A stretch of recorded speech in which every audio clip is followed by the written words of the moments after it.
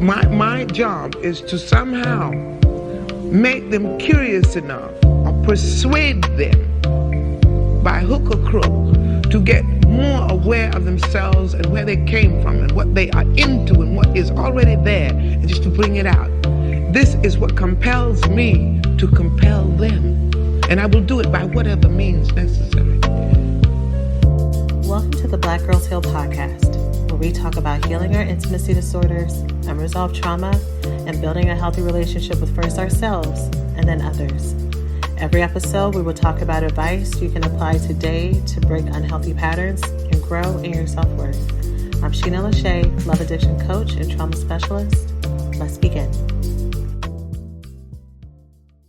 Hello, and welcome to the latest episode of Black Girls Heal. So today we are going to talk about things for you to unlearn if you have been in an unhealthy or toxic or dysfunctional relationship.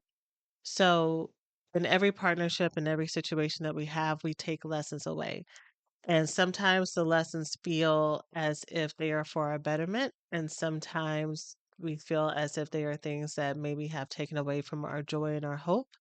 And sometimes they are things that we think are part of our betterment, part of our wisdom, but really it is just a sign of our trauma and things that if a relationship broke in a bad way or an unhealthy way, that it kind of leaves us with scars and it leaves us with things that we think are going to work for us, but actually may keep us more stuck and keep us away from love and keep us away from the types of relationships that we want. So, today's episode are going to be some of those things for you to possibly unlearn, depending on what you may have gone through in the past.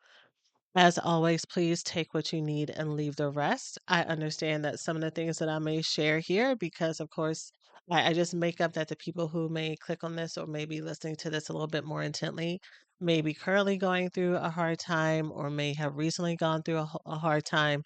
And maybe I might say one of the things that you have been holding on to that you feel like has been keeping you safe and keeping you from harm. And I just hope that the way that I share it, if it is one of those things and it is a defense mechanism versus actually something that's going to help you have better relationships, I hope that the way that I present it is in a way that you can receive it with the love that is intended.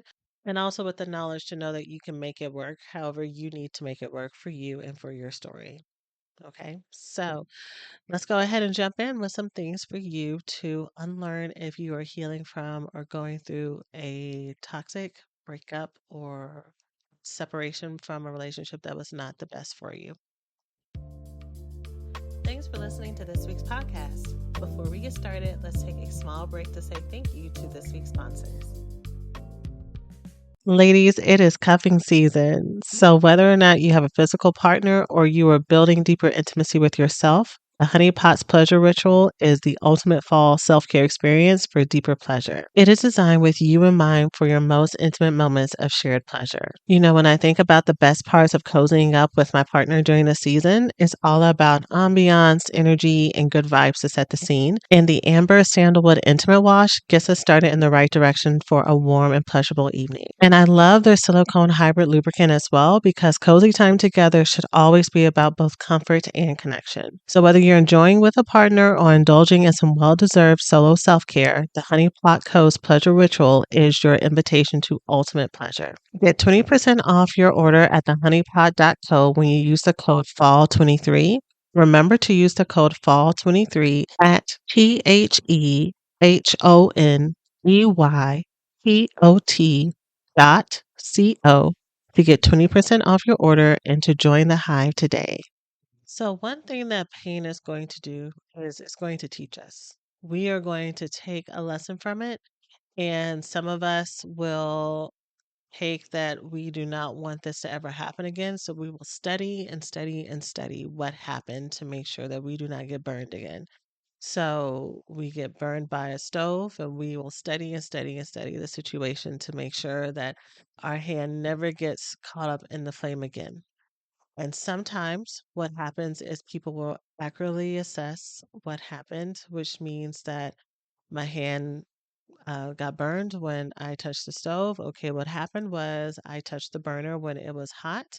and I wasn't paying attention. I didn't have on gloves. And so next time I'm going to make sure that I turn on this certain burner and that I have the pots in this situation or in this space to make sure that I don't accidentally move forward and lean onto the stove, or make sure that I only turn on the stove when I'm ready for this, or I turn it up to this level of heat, or I use the back burners because I know I'm doing a lot of moving around. Like you study the situation to make sure that you do not put yourself in harm's way while still being able to operate the stove.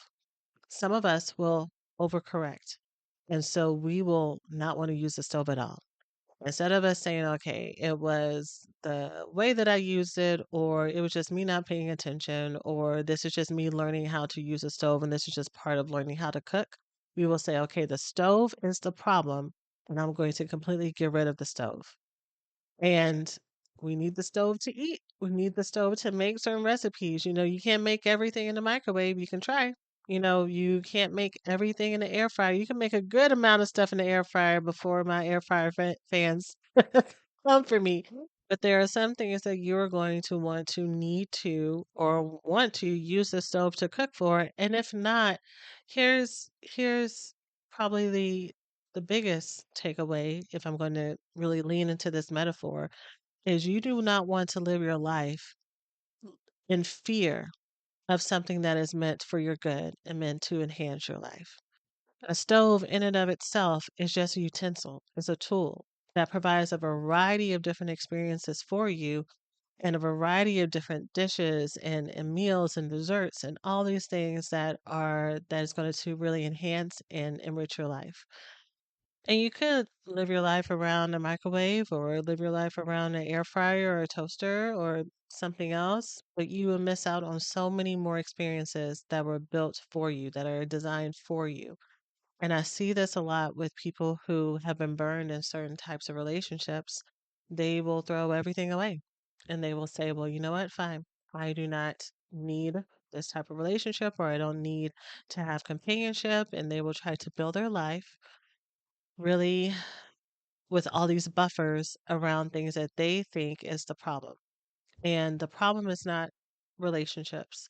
The problem is not love. The problem is not connection. The problem is the people or the persons who you were connected to. It is their brokenness. It is their predatoryness. It is their inability to show up. It is their wounding that was projected onto you.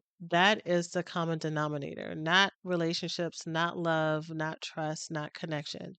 And I understand if you continue to get burned over and over again, you just figure, okay, well, what I've thought was the problem is not the problem. So maybe it actually is the stove. Maybe that is actually something that I need to put down. In fact, one of my friends texted me in this video on TikTok and she wanted me to stitch it.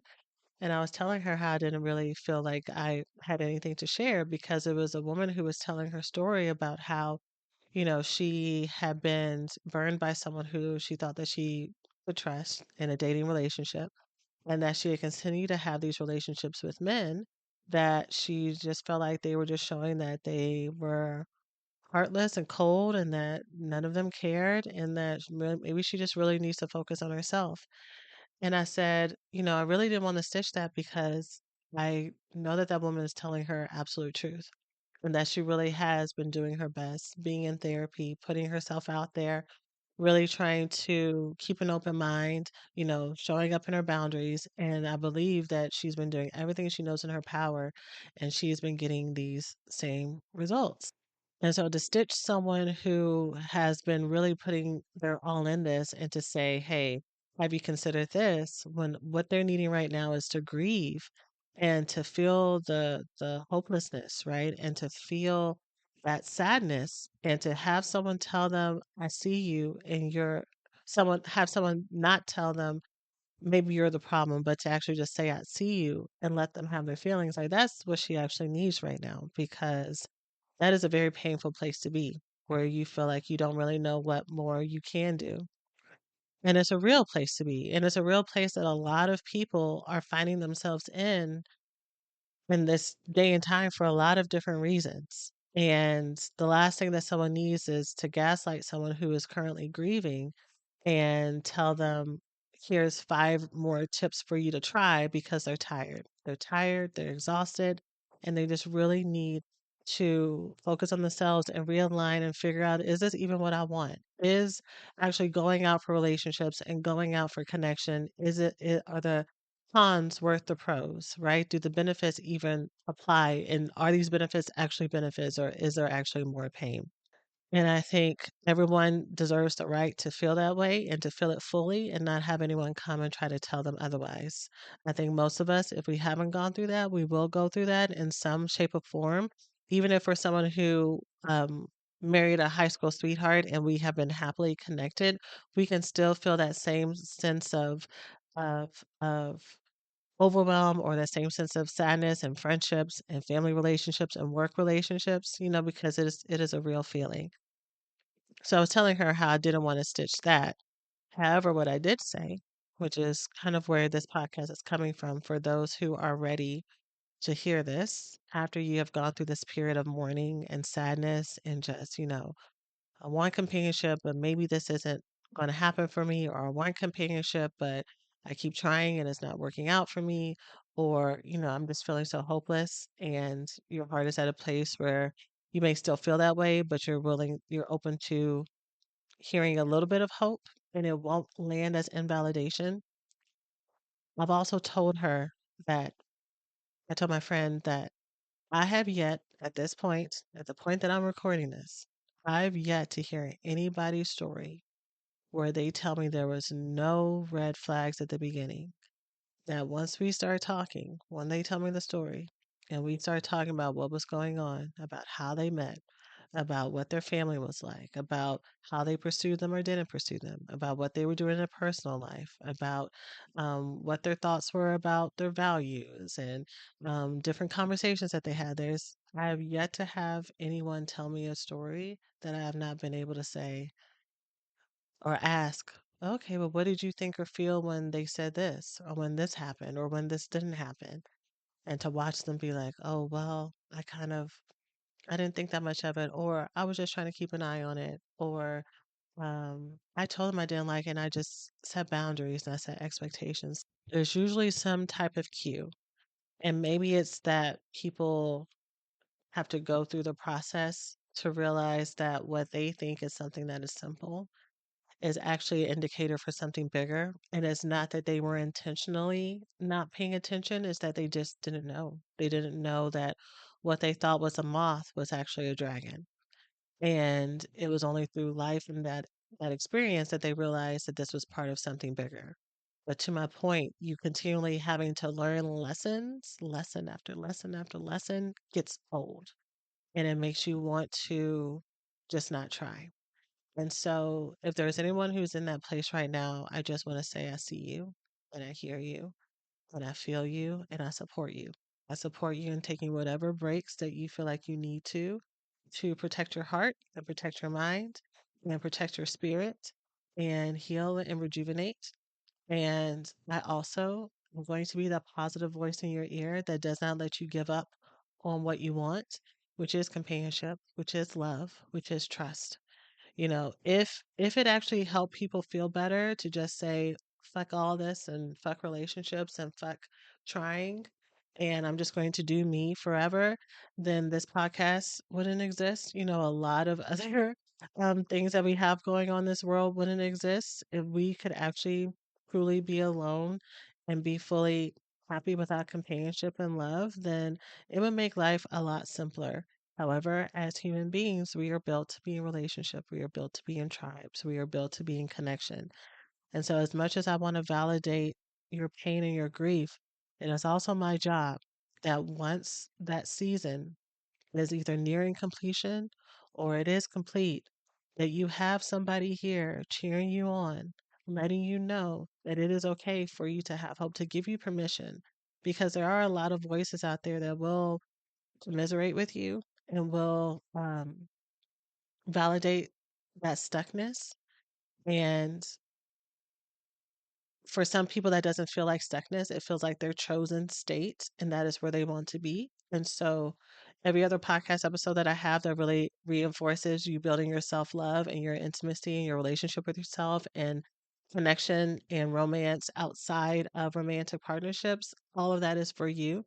However, there are some of you who have gotten to that place where you're like, maybe this is just my state in life, and you live that way for a while, and then you're like, this sucks. Or maybe in the midst of it, you're like, this sucks, but this is just my lot, and this is how it has to be. I really want to be that voice that lets you know that it's okay for you to have hope if that is what you need right now. And so that is what this episode is for. For those of you who have been burned and you're ready to try again or you're currently trying again, to give you a couple of things for you to maybe examine and look at your beliefs around, to ease some pain and to help you if or when or as you go through this process or start to put yourself out there again and connect to people and love again and connect again and partner again, to not let the wounds from the past get in the way of the blessings of your future. So, with all that said, let's talk about the first thing for you to unlearn if you are exiting a dysfunctional or toxic or unhealthy relationship or just heartbreak. Sometimes it doesn't have to be this really topsy-turvy thing, but just you were really connected to someone that you really cared about and you felt they really cared about you. And in that evaluation of what happened, that assessment about what happened, you have maybe come to some conclusions that are helpful and some that are not. The first one is I cannot trust my gut or second guessing your inner voice and your intuition. So, if you are not a stranger to this podcast, you know that I talk about learning how to listen to your inner voice, your inner gut, your inner spirit all of the time. That your voice, your inner voice, and your connection with yourself is going to be your North Star and really cultivating it and curating it. And when you're in a relationship that doesn't work out because of some unhealthy factors, you can start to doubt that. Sometimes you doubt it because the person is a narcissist and they directly target and abuse your thought process and tell you that what you feel doesn't make sense or it doesn't matter or you're being too sensitive.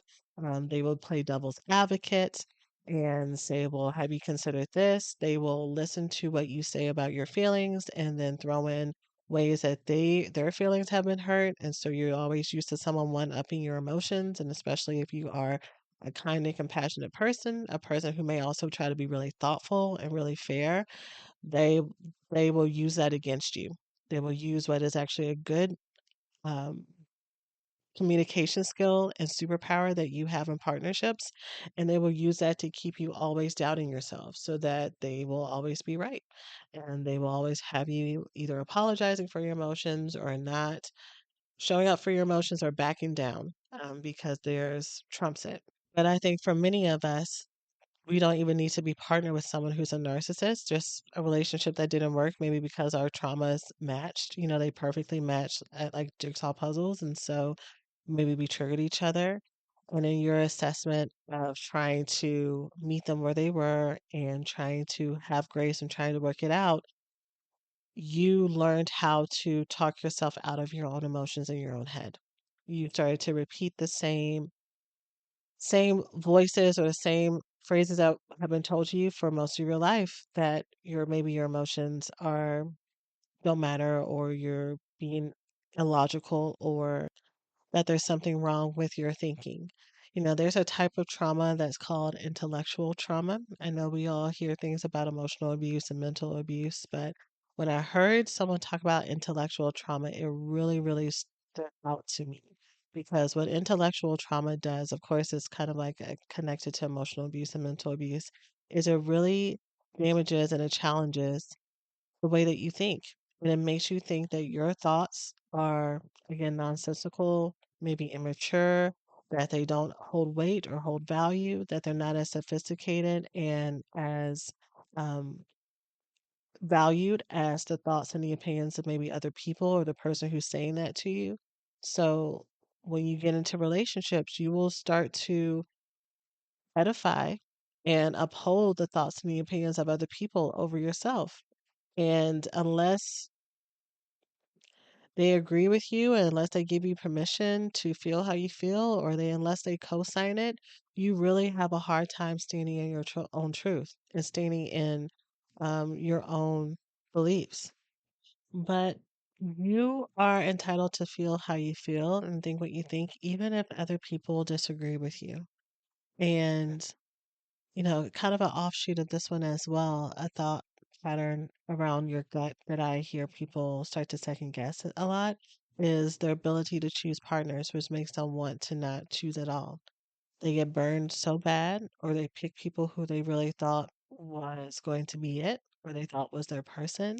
And because they continue to select incorrectly, or that their filter, they feel like their filter is not working, and there's some folks and some experiences that are getting through that they do not want, they want to throw the whole thing away. And they want to say, well, then this is just impossible for me. My choosing mechanism is off, so I'm just not going to choose at all. And I want you to know that you absolutely can trust your feelings and trust your intuitions and trust your gut and trust your ability to choose. You just may need some additional feedback and support because you don't know what you don't know. Right now, with the experience that you have, it looks crystal clear to you. And even with that crystal clarity, you may still be missing things. But by having some extra support to help you figure out what's wrong and what's right, then you will be able to choose correctly. You will be able to validate your own emotions. You will be able to stand in your own truth. This is going to sound like a non related example, but I promise that it is. So, as if you listen to this podcast, you also know that I have been on a health and recovery journey for the last couple of years as well, regarding, you know, taking care of my heart and my body and all these other things. And one of the things that I really learned about on this path is the impact of stress and cortisol in your body becoming inflamed and how it affects all of your organs to where it's hard for you to lose weight. It affects your sleep. It affects whether or not you have certain diseases or not. It affects just all things in your life. And so one thing that I learned as I went through this process and was doing research and listening to other people's stories is that there is a whole community of women who were doing all the right things when it came to weight loss.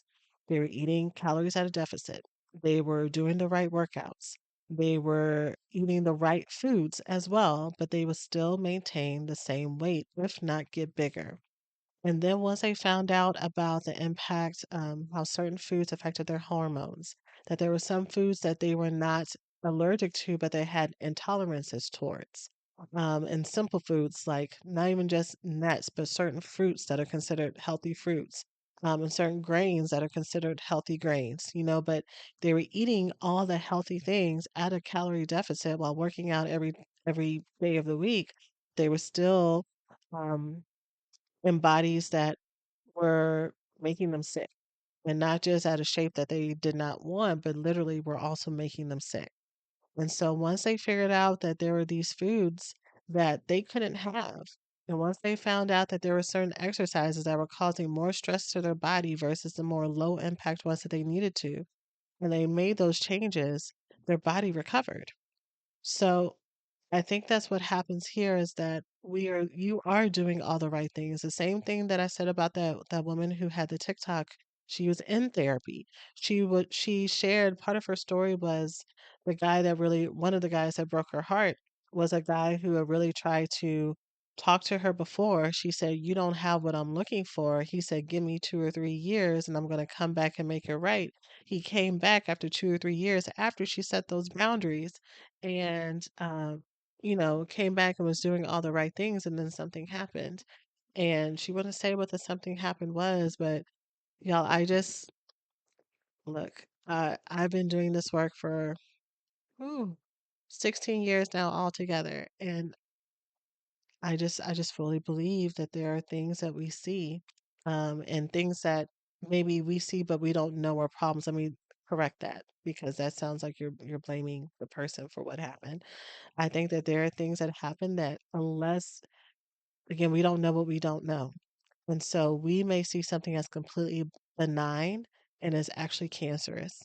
And it may be the other people around us that once we have that insight and then we're able to see, oh, okay, next time I know when they say something like this, or when they move in this kind of way, or when this happens, or when this doesn't happen, it doesn't matter how much time has passed, or it doesn't matter what they say or what they don't say, just to keep that in mind. And again, that is not me blaming the person that did it because, or blaming the person who went through it, because the person who broke your heart and the person who used you and the person who cheated on you and the person who just completely deceived you, they are the ones who are at fault for their actions. Not you. You did not cause it. You did not beg for it. You did not create it. You just didn't know what that person was doing. But the fault for their actions is on them, not on you. And so it's really important for you to practice some self forgiveness because had you been able to see what was happening, you most likely would have moved away, right? You most likely would have done something different, but you didn't know. So practicing self forgiveness is really important so that you can try again, so that you can speak to whoever you need to speak to, get the support that you need to learn how to figure out, okay, what is my pattern here? What is this red flag? What is the common factors between this? So that, or what is it that I need to heal or work through so that this isn't my continued experience? When it comes to relationships, I'm a big believer that you have to find someone you can be authentically yourself around. That's why I've partnered with eHarmony for today's episode to introduce you to my favorite dating service. With social media today, all of the hustle and bustle and noise can be so exhausting, and I'm constantly hearing women talk about the overwhelm of it all. eHarmony released a new dating diary study that found that even 56% of Gen Zers get tired of social media from time to time. But social media is how most of us connect, right? By either maintaining our current relationships or using it or dating apps to search for new ones. But the problem is when it comes to using both of those, you never truly know if the person you're being presented with is the actual them. And that's why I love eHarmony because when it comes to connection, we need someone who truly gets it and gets us, and that's where eHarmony shines. They specialize in connecting people who are looking for real love through the compatibility quiz. The quiz identifies a baseline of compatibility with questions about communication styles, likes and dislikes, personality, and more to help you match with someone who truly will get you. eHarmony makes connections genuine versus exhausting. It's time to join the dating app that helps users find their most authentic relationships and for you to see for yourself. eHarmony. Get who gets you and start free today. Because what I would love to happen, here's my dream. My dream is that we get to a place to where what I continue to hear from women when it comes to women who are single who want to date and be in monogamous relationships, what I hear from them is not this feeling of hopelessness of I just can't date or be in relationships at all because it's hopeless. And, there's a whole sector of the population who's completely broken. And again, I've said this before, I hear this from people who are attracted to everybody. So I hear this from women who love women that women are crazy, and I hear this from women who love men that men are crazy. So something's got to give because there are many people who are in healthy relationships who love each other, right? If it was completely true that relationships are completely broken, there would be nobody who makes it, right? There are I've mentioned John Gottman often the last several episodes, but this is a research institution that studies marriages and relationships. And they talk about how there are the masters and there are the disasters. The masters are the people who stay married forever or for a long period of time, and they are very happy in their relationships. And then there are people who are the disasters, and they stay together, but they hate each other and they are miserable in the relationship. And I think depending on where our filters are pointed, we can look at the people who are the disasters. We can look at the people who tried and it didn't make it. We can look at past failed relationships and act as if the whole world is like this, but it's not, y'all. It's not. And as painful as it may be, depending on the grief level that you're in right now, for me to tell you is not like that all the time. For those who need it right now, who need that light at the end of the tunnel, I need to let you know that there is an alternative, right?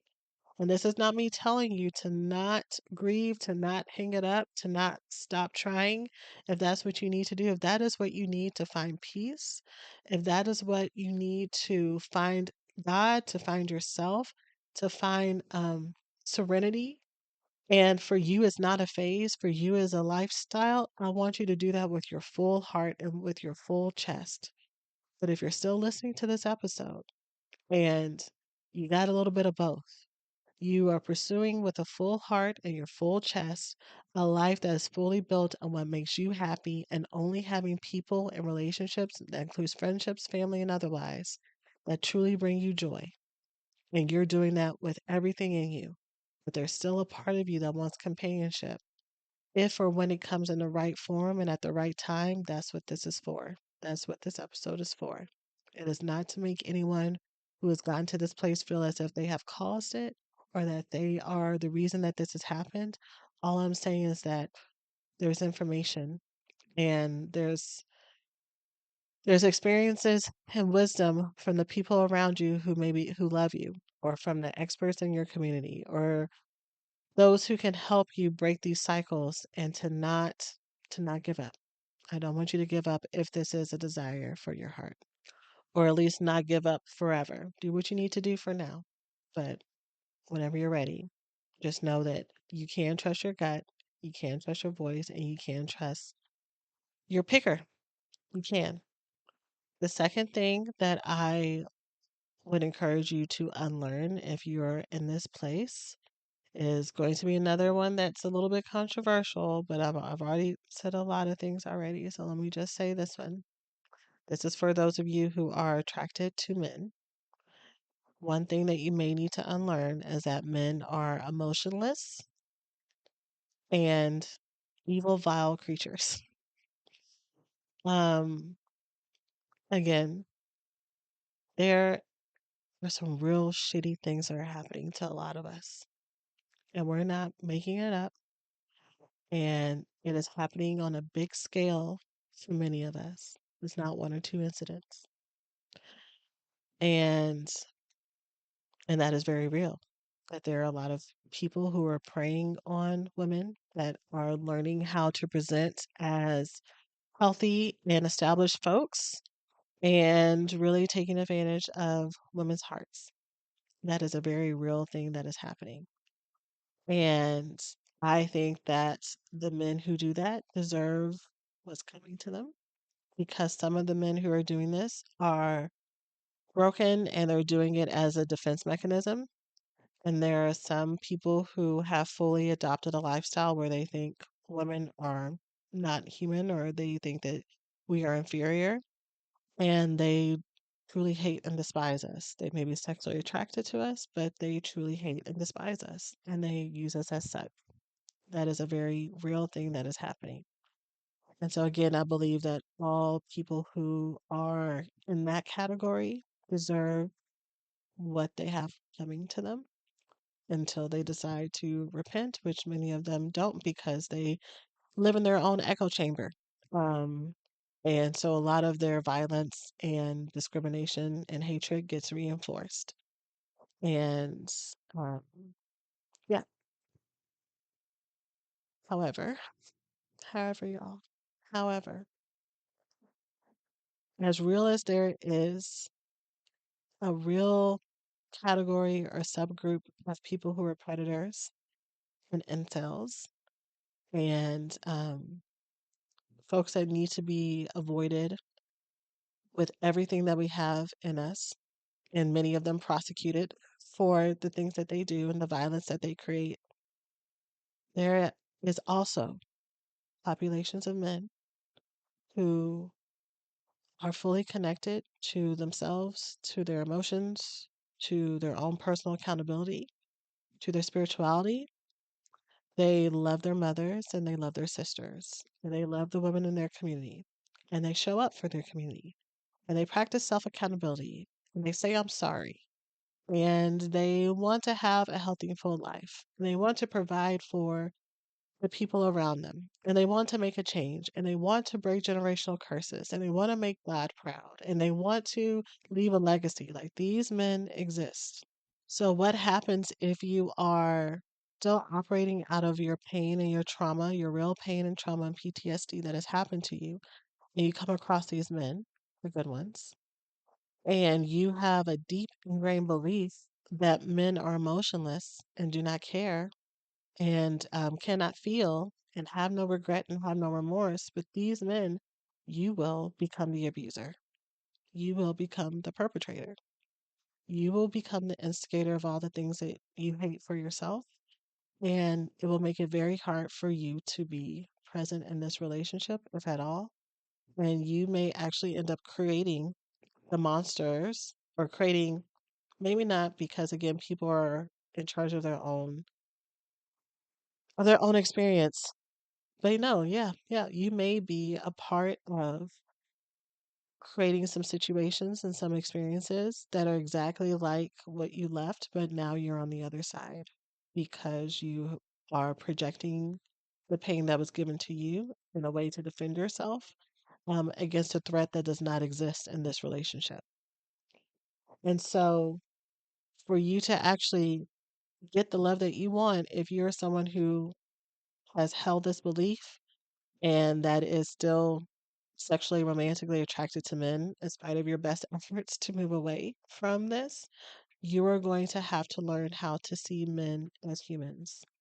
And this and that's going to be really hard, especially if you have had, like I've already said, a long history of relationships with people who have not shown up for you in the way that you want them to. You need to make space for, when I meet a predator, this is how I treat a predator. This is how I treat people who expect violence onto me, and they use violence on me, whether it's mentally, emotionally, sexually, physically. I think I already said physically, financially, spiritually. And then when I meet people who are safe and available, this is how I interact with them. And these are my expectations with them. And I get, for many of us, or for many of you, those ratios when you're first starting out may still feel skewed. So for you, it may be that this feels like, or it is, I don't want to use feels like in a way that sounds like it's invalidating your experience, but it feels like it's like a 90-10 ratio. You know, for every 10 people you meet, nine of them are predators, right? But for that one, do you know how to? Do you know how to have open space and open heart um, for the people who can actually add benefit to your life, whether or not it is just as a friendship or as a partner or as more. I may take this out in editing, but what I was going to say earlier is I want every woman's experience to be, instead of every time I try to date, I meet someone who is going to hurt me. And so now I want to give up. I want it to be, I keep meeting people who are nice for me, but they're not the right fit, and I'm just ready to find my person. I want that to be the overall complaint for people.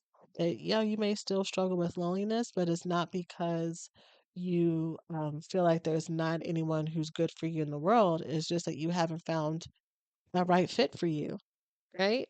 And so these almost experiences is the frustration versus toxic, dysfunctional breakups and trauma every time, right? I hope that makes sense.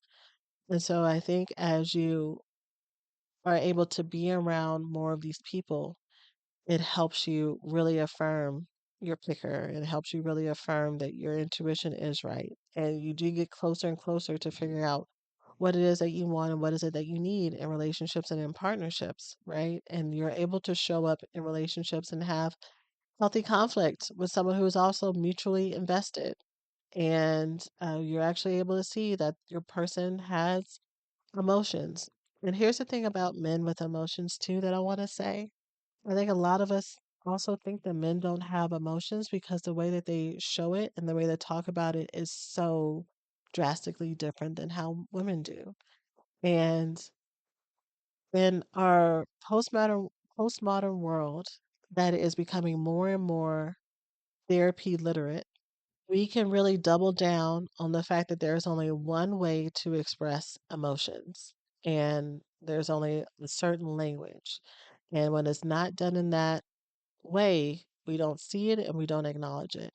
When We as women, we may express our emotions in a more verbose way, in a more outward way, where men will tell you how they feel, but it's not going to have all the words associated.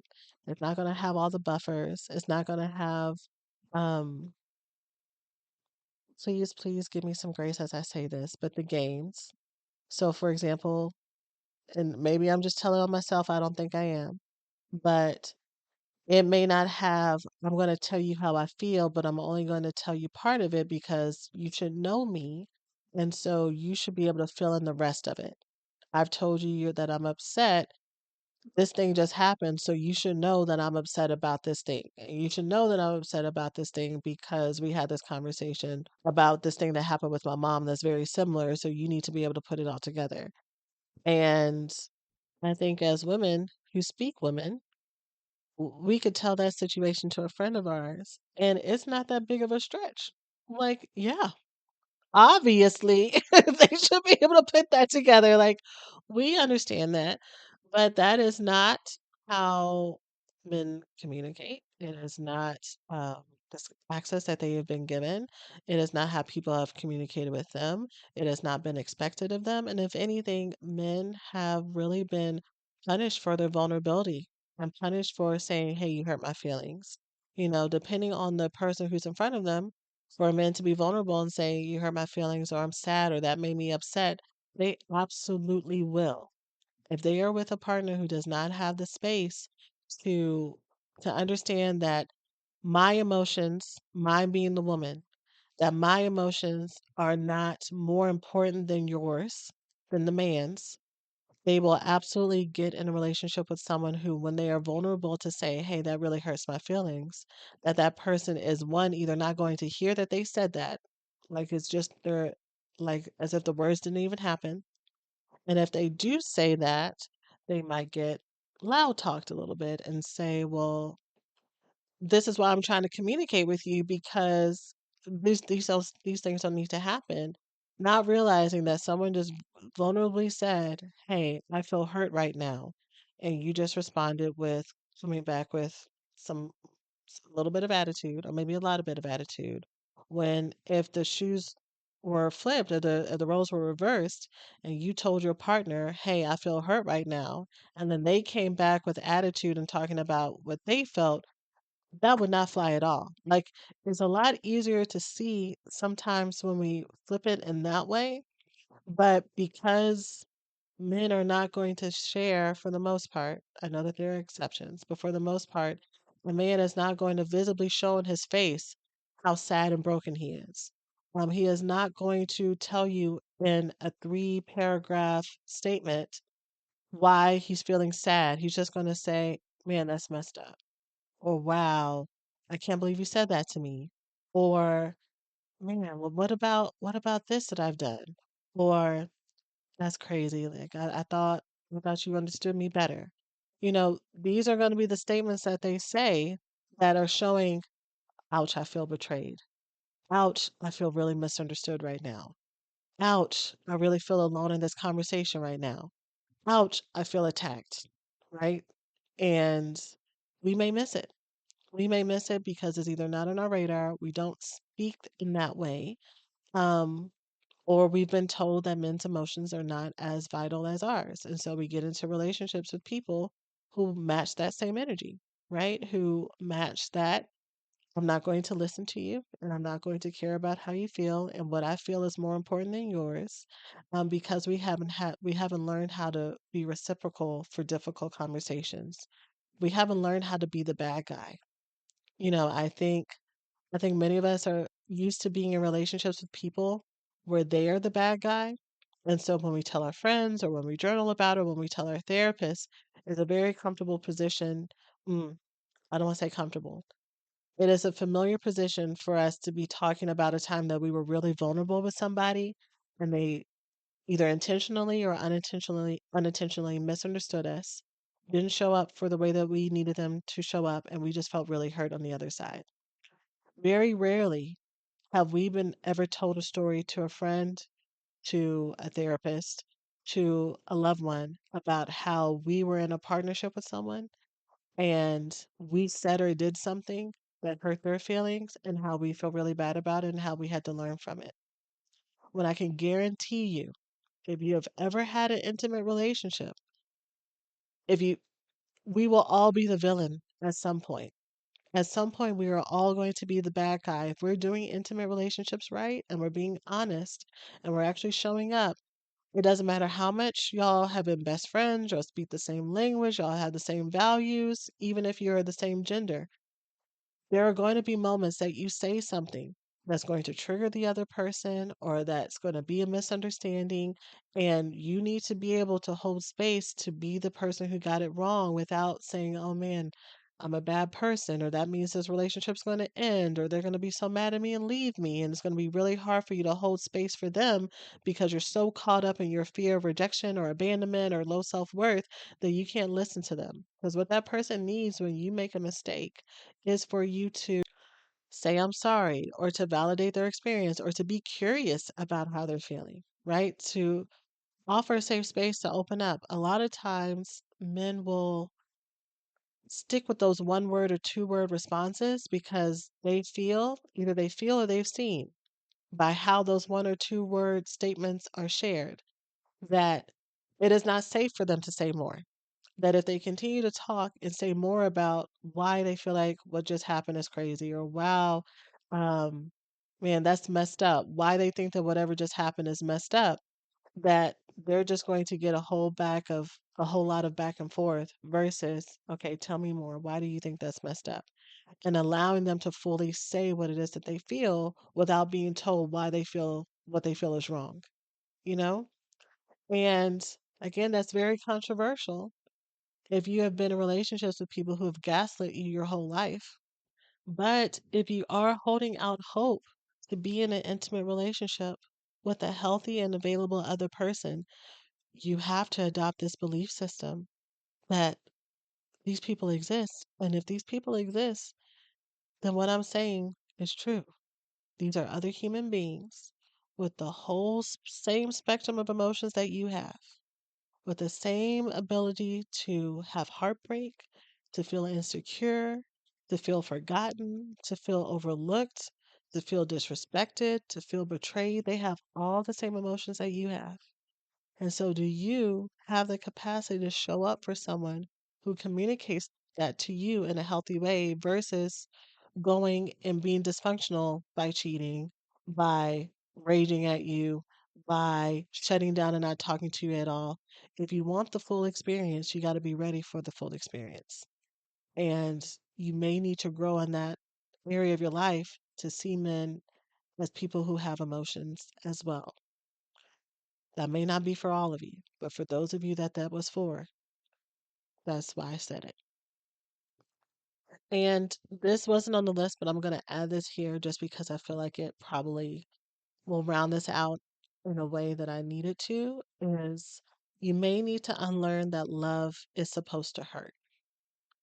A lot of times I give extra disclaimers when I'm talking about being validating and listening to the experiences of other people because many of us, our pattern is being in relationships with people where we did all of that. We were super conscientious. We were super gracious. We were super forgiving. We asked all the questions. We played dang near therapist with people. But we did it with people who did not have the emotional maturity to match us with that energy and to care that deeply about our own emotions as well. They were not as thoughtful as us. They were not as emotionally regulated as us. They were not as emotionally intuitive as us. And so we did end up being the folks who gave a lot, who were taken advantage of, who were skipped over and missed, who were used and abused, right? Those are real things that happened.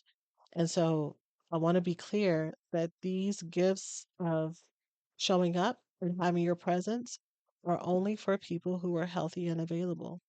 You should not be doing crazy amounts of relationship CPR 90% of your relationship, or even 80% of your relationship, or 70% of your relationship. And of course, I'm talking to people who are, in either just starting out or have been really trying to work through things as a beginning at the beginning as you've gone through the honeymoon period. This is not necessarily for people who have been and long-term committed relationships because things come up. And even then, y'all, Gottman, the researchers that I was talking about before, they found in their research that either 64 or maybe 67% of all relationship problems are perpetual, meaning that there are some relationships that no matter how long you're together, there are some problems that no matter how long y'all are together are always going to be a problem. So whether or not one person is always late and one person's on time, whether or not one person is hot nature and one person's cold nature, whether or not one person, wants their dishes stacked a certain way and the other one wants them free form. Like these are going to be problems that you're going to have throughout the entirety of your relationship. So what makes it work? How y'all communicate, how you show up for each other, how you make compromises and when you make compromises, whether or not you do bids and repairs within the relationship. That's what makes it work. If your relationship is all dysfunction and there's no bids and there's no repairs, if you don't know what that means, go and Google John Gottman bids and repairs, which is in short, how often do you move towards each other versus away from each other? Right?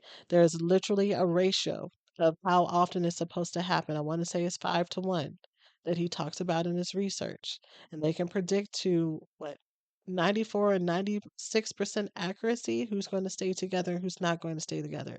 There's literal science around this, y'all. And so going back to my point, love is not supposed to hurt. There's supposed to be moments of moving closer to each other, and there's moving closer to repair. It's not supposed to hurt all the time, is what I should say. It's not supposed to be fully abusive and fully going up a hill all of the time, every single day without break and reprieve. If that's how this is, then that's something that I really want you to unlearn as well. That maybe love and relationships can have some ease and have some flow. And if that's not your experience, then you get to imagine what you want your experience to look like, and you get to choose, and you get to reformat it, and you get to change your mind in this lifetime. You get to decide what you want. Okay? All right, that was a lot, y'all. I feel like that was a lot. So I'm gonna leave this here. I hope that this reaches those who need it at the time that they need it. I gave the big disclaimers at first to make sure that y'all know that I really want to hold space for those who are going through whatever stage and cycle you're going through. You are exactly where you need to be at this point. And for those who needed this hope and inspiration and a little bit of challenging, I hope that this reached you at the right time as well. As always, send this to someone who may need it that you think may find it helpful. My recovery school coaching program is how I mainly help women work through all the issues that I've talked about today to have hope and to try again and to figure out what is it that she needs or wants to break these patterns. This is where I provide all that guidance and insight as your co-facilitator, as the woman who will walk alongside you and coach you through this. You can learn more by going to therecoveryschool.com.